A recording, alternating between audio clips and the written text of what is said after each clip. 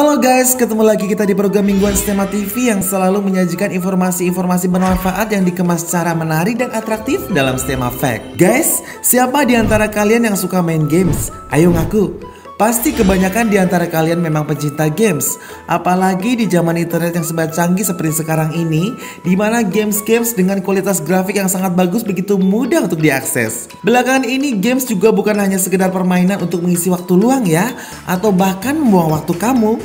Tapi games telah menjelma menjadi olahraga elektronik atau e-sport yang diakui dan memiliki asosiasi tingkat dunia yaitu WESA atau World E-Sport Association. Keren kan? Dan bagi kamu para gamer sejati, pasti kamu penasaran kan awal mula e-sport dan sejarahnya itu bagaimana?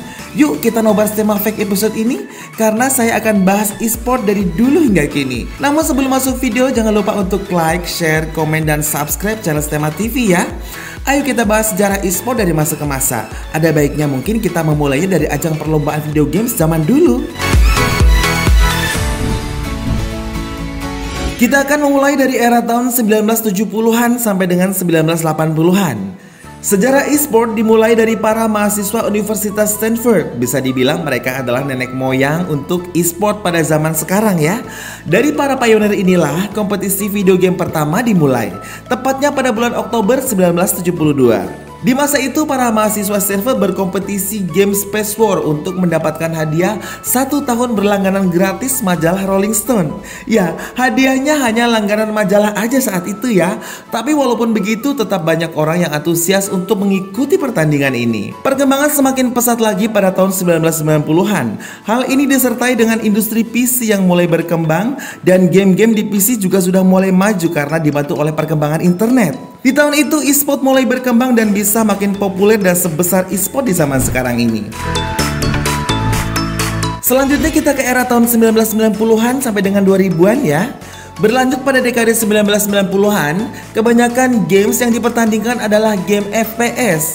Namun pada akhirnya muncul sebuah game RTS yaitu StarCraft Brood War yang membawa sejarah e-sport menuju era modern. Yang menjadi momen terpenting dalam sejarah e-sport ada di tahun 1997. Karena di tahun itu ada turnamen Quake yang dapat dikaitkan merupakan ajang e-sport pertama online di dunia. Game Quake merupakan game FPS yang diikuti oleh lebih dari 2000 peserta dengan hadiah sebuah mobil Ferrari bekas. Pada awal abad ke-21, tepatnya pada tahun 2000-an, mulai muncul World Cyber Games dan Electronic Sport World Cup yang membawa revolusi lebih besar lagi dalam e-sport. Major League Gaming atau MLG muncul pada tahun 2002 dan masih menjadi liga e-sport terbesar hingga saat ini. Korea Selatan dapat dibilang menjadi tempat lahirnya sejarah e-sport modern karena mereka memiliki kecepatan internet yang luar biasa dan membuat warnet-warnet dan game center berkembang dengan sangat pesat di sana. Turnamen e-sport yang ditayangkan pertama kali di stasiun televisi juga berasal dari Korea Selatan dengan game RTS yaitu StarCraft Brood War menjadi game paling populer untuk dipertandingkan. Bisa dilihat betapa pesatnya perkembangan sejarah e-sport. Penonton MLG Spring Tournament pada tahun 2012 mencapai 4 juta penonton di seluruh dunia dan jumlah tersebut sudah mengalahkan penonton NBA All Series Games pada tahun 2012. Salah satu game yang paling populer untuk dipertandingkan adalah game Dota 2, sebuah game MOBA atau Multiplayer Online Battle Arena yang berhasil menarik puluhan juta penonton dari seluruh dunia. Game Dota 2 kini menjadi e-sport dengan total hadiah terbesar sepanjang sejarah untuk setiap ajang tahun yang bernama The International. Kemudian era mobile game. Sesudah MOBA di PC, era MOBA akhirnya masuk ke platform mobile dan semakin banyak diminati, sehingga berdampak dengan berkembangnya sejarah e-sport di berbagai penjuru dunia. Game-game seperti Vainglory, Mobile Legends ataupun Arena of Valor yang telah kita kenal sekarang, kompetisi-kompetisi bertaraf nasional hingga internasional pun banyak bermunculan termasuk di Indonesia.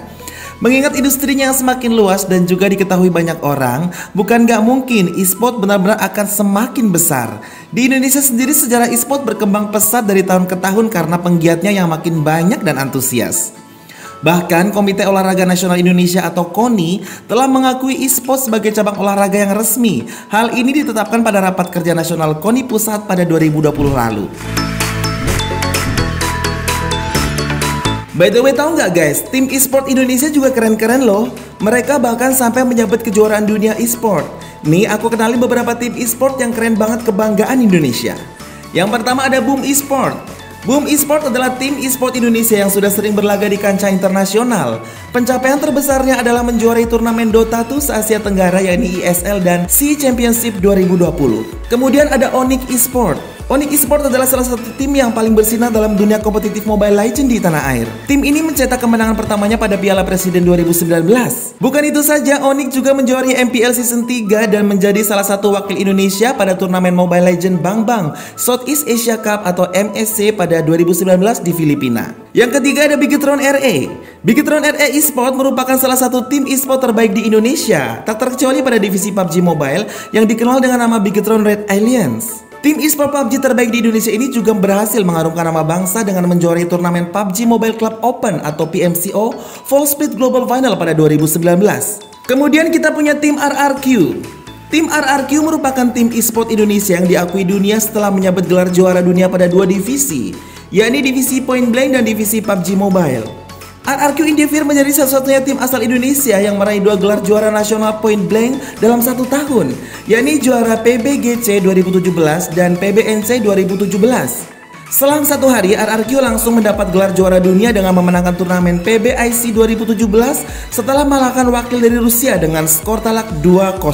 Sementara itu, RRQ Athena berhasil mencatat rekor dengan menjadi satu-satunya tim yang sudah dua kali menjabat gelar juara dunia pada turnamen PMCO SEA Championship. Ada juga RRQ Epic dari divisi Point Blank yang menjuarai ajang PBWC pada 2019 Rusia dan RRQ Kenbo bersama RRQ Athena yang menjuarai PUBG Mobile Star Challenge 2019. Yang terakhir ada EVOS Esport. Tim olahraga elektronik EVOS Esport pernah sama-sama dengan RRQ mewakili Indonesia untuk MPL Season 5 dan kedua-duanya sama-sama masuk ke babak final pada pagelaran kompetisi internasional M1 yang diadakan di Malaysia.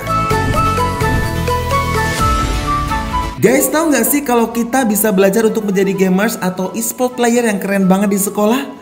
Bener loh, di sekolah. Jadi untuk kamu semua yang hobi main games dan ingin menjadi gamers profesional atau pemain e-sport yang bisa berlaga di kejuaraan-kejuaraan bergengsi, sekarang bisa belajar di sekolah Stella Maris BSD. Ya, karena di sekolah Stella Maris BSD punya RRQ Academy. Jadi RRQ Academy adalah sebuah tempat untuk belajar e-sport yang akan di-coaching langsung oleh kakak-kakak dari tim RRQ. Jangan tanya ya, RRQ tim itu siapa? Tadi di atas sudah saya jelaskan loh siapa saja tim-tim e-sport juara dunia, yang salah satunya adalah RRQ. Keren kan? Nah, RRQ Academy ini bukan hanya untuk siswa-siswi Stella Maris saja loh guys, tapi terbuka untuk umum asal memenuhi syaratnya ya. Apa saja sih syaratnya agar kita bisa gabung di kelas e-sport RRQ Academy di sekolah Stella Maris BSD yang akan di-coaching langsung oleh kakak-kakak RRQ itu? Langsung saja hubungi nomor berikut untuk informasi lebih lanjut ya. Atau kamu juga bisa langsung klik link bit.ly yang ada di deskripsi video ini untuk pendaftaran. Buruan ya guys, nanti kehabisan tempat. Itu tadi ya guys pembahasan kita pada Jumat ini tentang e-sport pada STEMA Fact. Jangan lupa untuk di like dan komen di video ini ya, agar kamu selalu update tentang apa yang kami tayangkan. Selain itu, kamu juga jangan lupa untuk follow semua sosial media dari Stella Maris. Sampai jumpa lagi Jumat depan di episode STEMA Fact selanjutnya. Mari jelajahi isi dunia bersama STEMA Fact.